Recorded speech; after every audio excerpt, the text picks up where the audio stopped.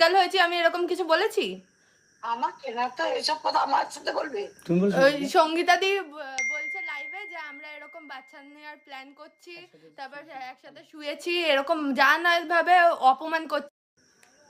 বলছি তোমাকে আমি বলেছি যে আমরা মানে একসাথে শুয়েছে, ফিজিক্যাল হয়েছি, আমি এরকম কিছু বলেছি? আমাকে না তো এসব কথা আমার সাথে বলবে।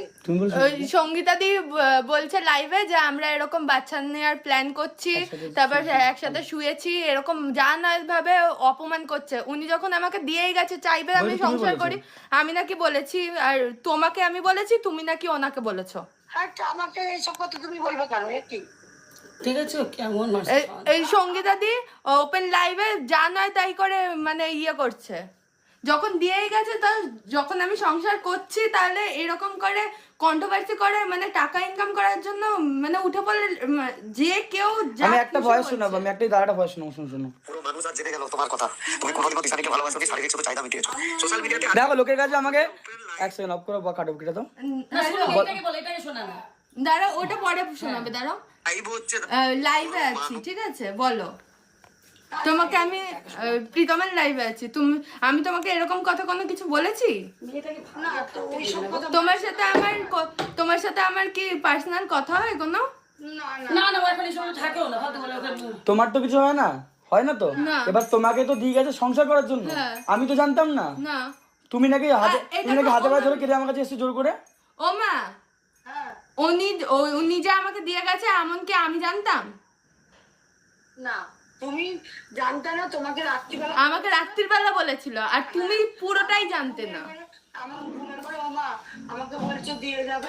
তোমাকে এসএমএস আমি আজকে দেখিয়েছি। তার মানে সে চায় যে তুমি আমি সংসার করি, তার জন্য দিয়ে গেছে। কিন্তু এবার উনি যদি সংসারই চায় করছে তাহলে কেন? আজকে যখন ওপেন লাইভে এটা হচ্ছে, তার মানে আমি তোমাকে কোশ্চেন করবো, তুমি এরকম বলেছো কিনা। তুমি তোমার মাকে জিজ্ঞেস করবে, এটা তো অশান্তি সৃষ্টি করছে, মিথ্যা কথা বলা হয়ে। আমার রয়েছে, আমার ওগুলো তোমার না হলেও ওরা ওরকম কেন করছে? বলছে এই কথাটা সীমা বলছে, তুমি বলেছো। জাত সীমা বলছে নাকি আমি বলেছি? মানে কি বলতো, তোমাদের একটা কথা, মেয়েটা কিন্তু ভালো থাকে, মেয়েটা কিন্তু এখানে কোনো ভুল নেই, দোষ নেই, মেয়েটাও জানে না, প্রীতমও জানে না, কিন্তু এইগুলো মিথ্যা কথা বলে কেন মেয়েটাকে আজকের জায়গা দাঁড়িয়ে 1 বছর আগে রিমি চলে গেছিল, রিমি সংসার করতে পারবে কি পারবে না পুরোটা রিমির ব্যাপার, আমি পারবো কি পারবো না পুরোটাই আমার ব্যাপার, ঠিক আছে? কারো ক্ষমতা নেই জোর করে সংসার করানোর, ঠিক আছে? আমি জানতাম না তাই রিমি এসেছে, রিমি মনে হচ্ছে রিমি পারবে তাই রিমি রয়েছে। আমার মনে যেটা হয়েছে, আমার মনে কি আছে আমি সবটা রিমিকে খুলে বলেছি তো তোমাকে। আমি 1টা বছর ধরে আমি কি পরকিয়া করেছি, নোংরামি করেছি, সবটা তোমরা দেখেছো, সবটা আমারটা দেখেছো, রিমি যা করেছে রিমি দেখেছো, প্রত্যেকটা মানুষ যা যা করেছে প্রত্যেকটা তোমরা দেখেছো। আজকের জায়গা দাঁড়িয়ে আমার পক্ষে পসিবল হয়নি এভাবে হুট করে মেনে নেওয়াটা। আমি রিমি তোমাকে সেটা বলেছি, আমি বলেছি যখন সে ঝগড়া হতো বা একসাথে ছিলাম না আমরা কোনো মাস, তখন যদি আমি আসতে মানতে পারতাম সেই জায়গাটা দাঁড়িয়ে দিশানিও মনকে বুঝতে পারতো যে প্রীতমের সঙ্গে ঝগড়া হয়ে গেছে, প্রীতম ভালো ছিল না, আমি বলতে দাও প্রীতম ভালো ছিল না, প্রীতম রিমিকে নিয়ে ভালো আছে, দিশানি মনকে বুঝতে পারতো। আমি ভাবতাম দিশানি আমাকে ছেড়ে গেছে, রিমি আমার কাছে ফিরে এসছে, রিমি আমাকে ভালোবাসে বলে ফিরে এসছে। ওদিকে রিমি ভাবতো যে আমি বাড়ি এসে আমার বরকে নিজের কাজ করে পেলাম। আজকে জায়গা দাঁড়িয়ে কি হচ্ছে, রিমি বরকে পাচ্ছে না মন থেকে ভালোভাবে, দিশানি ভালো ইকা পাচ্ছে না, আমি আমার মতো আমার নিজের মতো মন কাউকে বুঝতে পারছি না। রিমি খারাপ নেই, রিমি নিজের মতো ভালো আছে, রিমি কোনো দোষও নেই। তুমি খারাপ ব্যবহার করেছো একটা দিন? না, আমি তো এইমাত্র মামুনির সাথে বাইরে ওর সাথে না বলেছে এসছে বলে আমি একটা খারাপ বিহেভ করিনি, বাট এই যে জিনিসগুলো ঘটনা করেছে ফালতু ঘটনা ঘটেছে। দাও কি বলছো শোনো, এই দাঁড়াও দেখো কথা। তুমি কোনোদিনও দিশানিকে ভালোবাসো নি, শারীরিক শুধু চাহিদা মিটিয়েছো। শোনো, সোশ্যাল মিডিয়াতে আজকের 6 জনের ওপেন লাইভ হচ্ছে দাদা। ওপেন লাইভে উনি কি করতে চাইছে? ওর মা বাবা সবাইকে বলেছে তুমি শারীরিক সম্পর্কে গেছো 4 দিনের মধ্যে, ঠিক আছে?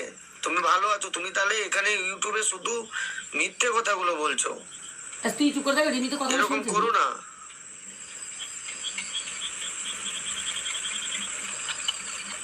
তুমি ভালোবাসো নি কোনোদিনও মন থেকে? এটা জাসিমা আছে, নাম বলছি, চ্যানেল নাম সবাই বলছে তুমি কোনোদিনও দিশানিকে ভালোবাসো নি, তুমি সীমা শুধু দিয়ে শরীরকে আছে, ভালোবেসেছো।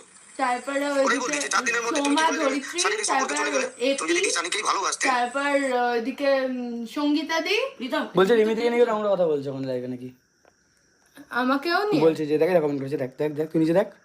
কি বলছো? এবার আমাকে নিয়ে নোংরা কথা বলছে। ওনারা কি চাইছে? মানে সংসার করার জন্য দিয়ে গেল, জোর জবরদস্তি করে তো দিয়েও গেল। আমিও দেখলাম তো কেমন আমার কথা কি করলাম, এখানে আমিও চলে যাচ্ছিলাম, এমনকি প্রীতমও জানতো না, আমিও তো চলে যাচ্ছিলাম। বলো হ্যাঁ এটা সত্যি। সেই সময় আমিও চলে হ্যাঁ, যখন এটা বলছি আমি, রিমি যখন এখানে আসার পর দেখলো যে আমি চাইছি না, যে এইভাবে পসিবল নয় রিমি, এমনকি আমার মাও চায়নি, এইভাবে রিমি আসুক, ঠিক আছে? আমার মা চাইনি, বাবা চাইনি, কেউ আমরা চায়নি। বলছি সময় দাও। আর সময় দাও, সময় নিয়ে ভাবি বলেছে, বলো যে তোমাকে তুমি চলে যাও। রিমিকে অনেকভাবে চলে যাওয়ার কথা যখন বলেছেন রিমি চলে যাও, তখন রিমিও বেরোত চাইছিল, রিমিও চলে যেতে চাইছিল। উনি রিমি আমাকে ধাক্কা মেরে বললে যে তুই যা। রিমি বুঝতে পেরেছিল ব্যাপারটা, যে কোন জায়গাটায় মানুষটা কি পর্যায়ে পৌঁছেছে সবাই এখন। সেই জায়গা দাঁড়িয়ে সেই জায়গাতে রিমি চলে যেতে চাইছিল, যে এখন চলে যাই আমি, পরেরটা পরে ভাবা যাবে, যা হওয়ার হবে। কি করছে মানে একটা ওকে views জোর করে- কামানোর জন্য, টাকা কামানোর জন্য এরকম শুরু করেছে কেন? কি ওর বাঁচতে দেবে না নাকি ওরা? এই 4টে বছর ধরে কন্ট্রোভার্সি চলছে, আজকে আবার কন্ট্রোভার্সি বাড়ানো হচ্ছে। আমি ফোন করে বলছি একটু সঙ্গীতা দিকে বলো না, উনি কি চাইছে একটুখানি বলো না। বাবলি দির সাথে মানে ইয়ে করার জন্য আমাকে ঢোকালো, সে মানলাম, কিন্তু এরকম করে জীবনটা কেন নষ্ট করছে আমাদের? তোমরা তো ভালো আছো, আমি তো দেখছি। তুমি বলো এখানে রিমিকে কেউ কি কোনো সময় এত করে আমার দিদিরা আসলো, কত মজা, কত আমি দেখো, আমি ওনাকে একটা কথা বলি, ওনার টাকা কামানোর ইচ্ছা তো আমি টাকা দেবো, বলো ওনাকে বলো আমি টাকা দেবো। ওনার কত টাকা দরকার? আমি কামিয়ে ওনাকে টাকা দেবো, কিন্তু প্লিজ আমাদের বাঁচতে দিক। বলো ফোন করে এটা। আমি ফোন করে বলছি। আমি বলছি, সোশ্যাল শোনো, মিডিয়ায় আমি বলছি, উল্টো পাল্টা বলে টাকা কামিয়ে না কামিয়ে বলো যে আমি কামাবো, আমি কামিয়ে ওনাকে টাকা দেবো। থাক, মাথা গরম করো না, চুপ করো আস্তে। হ্যাঁ চুপ করো, তুমি চুপ করো। আরে আমি কালকে রিমিকে কি বললাম জানো? আমি তোমার শুনতে পাচ্ছ? আমি কালকে রিমিকে বললাম, দেখো তুমি তো আমার মনের অবস্থা বুঝতে পারছো, ওকে আমি ভালোভাবে বললাম বুঝিয়ে, তোমার যদি কোনো কষ্ট হয় তুমি আমাকে বলো, যে তুমি এই কারণে কষ্ট বলেছিলাম তো রিমি তোমাকে, ওকে আমি সাইডে ডেকে নিজে বলেছি, রিমি তোমার কি কোনো কষ্ট হচ্ছে, তুমি বলো যে এই কষ্ট তোমার হচ্ছে। আমি তো বুঝতে পারছি তোমার কষ্ট হচ্ছে, আমি চাই না যে একটা এইভাবে কখনো হয় না, আমি একদিকে মন রাখবো বা তুমি একদিকে এইভাবে কোনো ছেলে করা উচিত না। কালকে সীমাদি আমার বাড়িতে এসে বলছে যে তুই রিমির সঙ্গে থাকুক, রিমি দরকার বলে তুই যদি দিশানিকে ভালোবেসে থাকিস, দিশানিকে তুই শুয়ে থাকবি, ভিডিও করবে, রিমি ভিডিও করে দেবে, ঠিক আছে? আমাকে বলছে ইয়ে করবি দিশানি, তোর সামনে দিশানিকে নিয়ে শোবে, তুই সেটা মেনে নিবি, ভিডিও করবি। তখন সেটা কি বলেছে বলো? তোর যদি পার্সোনাল ভিডিও করার হয় তুই করে দিবি, এরকম ভাবে আমাকে বলছে। এবার আমি কি বলেছি শোনো, তাহলে ওরা আমি টাকা দাঁড়াও বলি। কামানোর জন্য কত কি শুরু করেছে এগুলো। এবার আমি সেখানে বললাম, আমার বউ যদি বাড়িতে থাকে, ঠিক আছে, যদি আমার বউকে আমি মন থেকে ভালোবাসি, আমার কোনো দিশানি বা অন্য কোনো মেয়ে লাগবে না, আমার কাউকে চাই না। আমি আমার বউকে ঘরে রাখবো, আমি অন্য মেয়ের সাথে নোংরা, সেটা তো সাজে না, সেটা আমি কোনোদিনও করবো না। আমি যদি সে দুশ্চরিত্রহীন ছেলে হই, তাহলে আমার বাড়িতে বউয়ের সঙ্গে ভালোবাসা নাটক করবো, দিকে বাড়িতে সেই সঙ্গে সম্পর্ক রাখবো, সেটা আমি চাইলে সেই জায়গায় পারি করতে। সেটা যদি আমার যদি মনেই হয় তাহলে আমি করতে পারবো। এদিকে রিমিকে সংসারে ভালোভাবে শুয়ে রাখবো, ওদিকে সেই সাথে করবো। আমি সেটা চাইছি না বলে ওনাকে ভালো করে বুঝিয়ে বললাম, সীমাদি এভাবে জোর করে হয় না কোনো কিছু। এবার তুমি জিমি যদি আমার কাছে মানে ঝগড়া অশান্তি বা দিশানি চলে যেত বা কোনো কিছু হতো না, তারপরে আসতে আমাকে মন থেকে সব কিছু ভালোবাসতে পারতাম, সেখানে দিশানিকে আমি 0% মনের মধ্যে রাখতাম না। উনি বলছে তুই রাখ না, তোকে রাখতে কে বারণ করেছে, তুই ওকে নিয়ে সুখে থাক, ওকে নিয়ে ভালো থাক, রিমিকে এসে আশ্রয়ের জন্য তোর বাড়িতে থাক। বলছি এটা মেয়েকে আমার আশ্রয়ের জন্য বাড়িতে এসছি, আমি বলছি ওর কি বাড়িতে, থাকতে পারতাম আমি ওটাই বলছি, ওর কি বাড়িতে ছাদ নেই নাকি ওর মুখে অন্য আমি তুলে ধরবো, ও টাকা ইনকাম করে না? দুটো অন্যের জন্য তো কোনো একটা মেয়ে শ্বশুর বাড়িতে আসে না, ও তো ভালোবাসার জন্য এসছে আমার বাড়িতে। নিশ্চয়ই আমার অন্যের জন্য আসেনি, আমাকে দুটো খাওয়ানোর জন্য আসেনি আমার বাড়িতে, এসছে কি? তুমি নিশ্চয়ই খাওয়াতে পারবে ওকে বাড়িতে ভালোভাবেই, ও এসছে ভালোবাসার জন্য। আমি যদি মন থেকে সেই জায়গাটা না দিতে পারি পুরোপুরি ভাবে, তাহলে আমি দিশানিকে নিয়ে কি করে ঘুরবো, সুখে থাকবি করবো? উনি আমাকে বলছে দিশানি সুখে থাক, রিমিকে এবার রেখে দে, এই করে আমি কন্ট্রোভার্সি শুরু করেছে আবার। একটু প্লিজ ফোন করে স্টপ হতে বলো ওদের। মাথা ঠান্ডা, কুল মামনি, জানি আমি বুঝতে পেরেছি। থাক, চুপ করো, চুপ করো, তুমি চুপ করো, আমি তুমি চুপ করো। ফোন করে বলবো। তোমার মা যা বোঝায় বুঝছে তো, তোমার মা বুঝলেই যথেষ্ট, আর কাউকে বোঝার দরকার নেই। পূর্বাশা 329 নম্বরে ফোন করো, তুমি আমার আইফোনে ফোন করছো, আইফোনে লাইভে আছি। কি হয়েছে মায়ের? কি হয়েছে? অপূর্ব ছেলে হয়েছে, আচ্ছা, ফোন আচ্ছা। করেছে। ও এই বললো পরে হবে। এই বললো যে পরে হবে। না না, ওর বড় সিরিয়াস কন্ডিশন হয়েছে, ওটা কেউ টাইম বলতে পারে, ওটা হয়েই যেতে পারে। ও আচ্ছা, ওই জন্য স্বীকার করলো, এখন নেই কলে। পূর্বাশা স্পিকারে আছে, কলটা বলো। আচ্ছা তুমি একটুখানি বলো যাও। ঠিক আছে, মাথা ঠান্ডা করো। আচ্ছা আজ সরি রিমা দিকে নিয়ে, আচ্ছা হ্যাঁ হ্যাঁ বলো বলো। রাখছি। রিমা নাকি, রিমি যখন দ্বিতীয়বার বাড়ি এসেছিল, ফিরে এসেছিল, রিমা নাকি কান্নাকাটি করছিল, ভিডিও কলে আই লাভ ইউ বলতে বলেছিলি। এই মানে কি বলতো এখানে রিমি যখন বাড়িতে ছিল, রিমি তো ছিল, আমি কথা বলি রিমি যখন বাড়িতে রিমানি ছিল রাখি দেয়, তাহলে এবার বলি রিমাদির একটা সংসার আছে তো, রিমাদি একটা মন্দির সংসার করছে বরকে নিয়ে, ওরা মেন চায় হচ্ছে প্রত্যেকের সংসারটা ভাঙার জন্য, বুঝলে? এইসব নোংরা ওদের মেন ম্যাটারটা নয়, ওদের মেন ম্যাটারটা কিন্তু আমাকে নিয়ে নয়। ওদের মেন ম্যাটারটা হচ্ছে কন্ট্রোভার্সি করে লোকের সংসারটা কি করে ভাঙবো।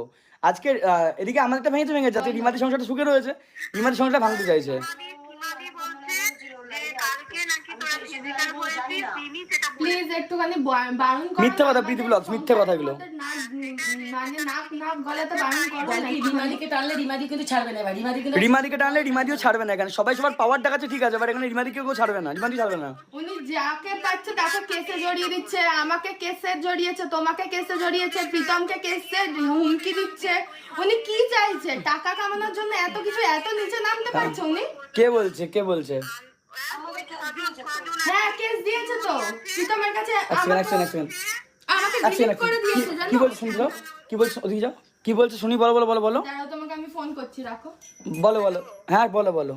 হ্যাঁ সীমাদি আছে, হুম পিমনি আছে, হুম আর ধরিত্রী, সোমাওয়াল, হুম আর হচ্ছে গিয়ে তোর এপি ফ্যাশন নাকি আছে না, ফ্যাশন নিতে আর হচ্ছে গিয়ে ওই সঙ্গীতা দি হ্যাঁ বলছে তোকে নিয়ে ধর্মঘটে নামবে, তুই নাকি সবসময় দুটো মেয়ে ছাড়া চলতে পারিস না, তাই তোকে নিয়ে এখন ওরা আন্দোলন করবে, ধর্মঘটে ঠিক আছে, ঠিক আছে, আমিও দেখবো। যার যা আন্দোলন করার সে করুক। চুপ ঠিক করো, আছে। আমিও দেখবো ওকে নিয়ে কেমন আন্দোলন নামতে পারে। তোরা ঠিকঠাক থাক। আর রিমি নাকি বলেছে যে ইয়ে করবে, কালকে নাকি তোরা ফিজিক্যাল হয়েছিস, এটা নোংরা কথা কি সব বলছে। ওদের নোংরামি চাই, ওরা নোংরা জিনিসগুলো চাই। দিতে বলো, আমি যেখানে ডিরেক্ট রিমিকে নিজে বলছি, রিমি আমি পারছি না কোনো কিছু কন্ট্রোল করতে। খুব কান্নাকাটি করেছিল রিমি ফিরে এসছে বলে, এই সব জঘন্য কথাবার্তা।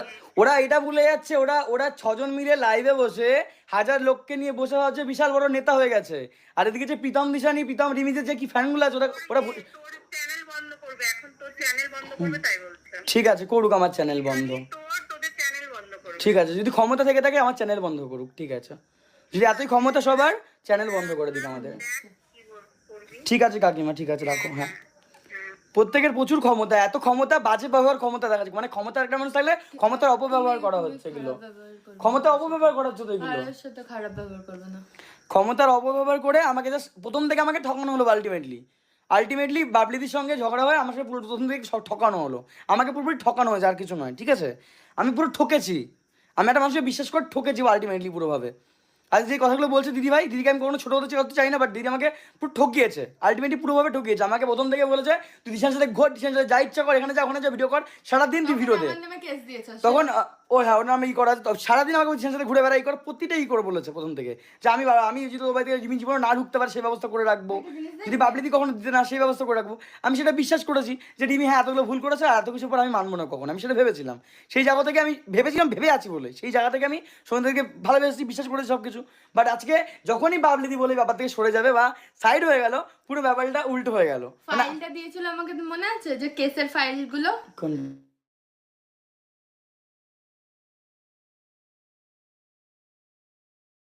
তোমাদের বাড়ি দিয়ে ডিলিট করে দিয়েছে? হ্যাঁ দেখো, মানে এখানে ঢোকানোর পরেই মনে হয় ডিলিট করেছে, কারণ নাহলে অত সঙ্গে সঙ্গে তো ডিলিট করলে। কেন ডিলিট করেছে কেন? আমি কি করে জানবো? এ দেখো ও আমার কাছে তো ডিলিট করে দিয়েছে, এই দেখো ডিলিট করে দিয়েছে। আমার কাছ থেকে ডিলিট করে দিয়েছে, এই দেখ শেয়ার করতে হতো আমার কাছে আছে সবকিছু, আচ্ছা আমার এটা আমার কাছে সব আছে, আমার তরফ থেকে যা করেছে তোর তরফ